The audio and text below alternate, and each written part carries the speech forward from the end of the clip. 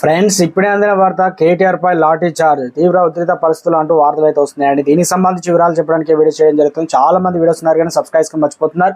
దయచేసి channel subscribe చేసుకొని bell icon all పైన ట్యాప్ చేయండి. ఇటువంటి ఇంపార్టెంట్ ఇన్ఫర్మేషన్ మిస్ అవ్వకుండా మీ ఫోన్ నోటిఫికేషన్ రూపంలో వస్తుంది. చాలా మంది చూస్తున్నారు కానీ మీరు లైక్ చేయడం లేదండి. దయచేసి లైక్ చేయండి, ఇన్ఫర్మేషన్ అందరూ కూడా తెలుస్తుంది. ఢిల్లీ లిక్కర్ కేసులో బీఆర్ఎస్ ఎమ్మెల్సీ కవిత అరెస్ట్ చేసిన ఈడీ అధికారులు శుక్రవారం రాత్రి ఆమెను ప్రత్యేక వాహనం శంషాబాద్ ఎయిర్పోర్ట్ కి అయితే తరలించారు. విమానాశ్రయం వద్ద కవిత అరెస్ట్ను అడ్డుకునేందుకు ప్రయత్నించిన బీఆర్ఎస్ కార్యకర్తలపై స్వల్ప లాఠీచార్జ్ చేశారు పోలీసులు. భారీ మొత్తంలో విమానాశ్రయంలో పోలీసులు మోహరించారు. శంషాబాద్ విమానాశ్రయంలో కుటుంబ సభ్యులు, పార్టీ శ్రేణులు కవిత అభివాదం చేస్తూ ముందుకు కదిలారన్నమాట. ఆ తర్వాత శంషాబాద్ విమానాశ్రయం నుంచి రాత్రి 8:45 కవితను ఢిల్లీ విమానానికి తీసుకువెళ్లారు. నేరుగా ఆమెను ఢిల్లీలోని ఈడీ కార్యాలయానికి తరలించారు.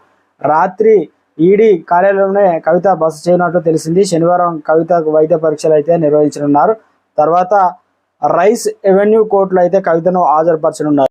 విమానాశ్రయం వద్ద కవితను అరెస్ట్ అడ్డుకునేందుకు బీఆర్ఎస్ కార్యకర్తలు అయితే పై స్వల్ప లాఠీ చార్జ్ అయితే పోలీసులు చేశారు. రాష్ట్రంలో ఇప్పుడు ఏం జరుగుతుందో ఉద్రిక్త పరిస్థితులు అయితే తెలంగాణలో మొత్తానికి రాజకీయంగా హీట్ ఎక్కిందంటున్నారు రాజకీయ నిపుణులు.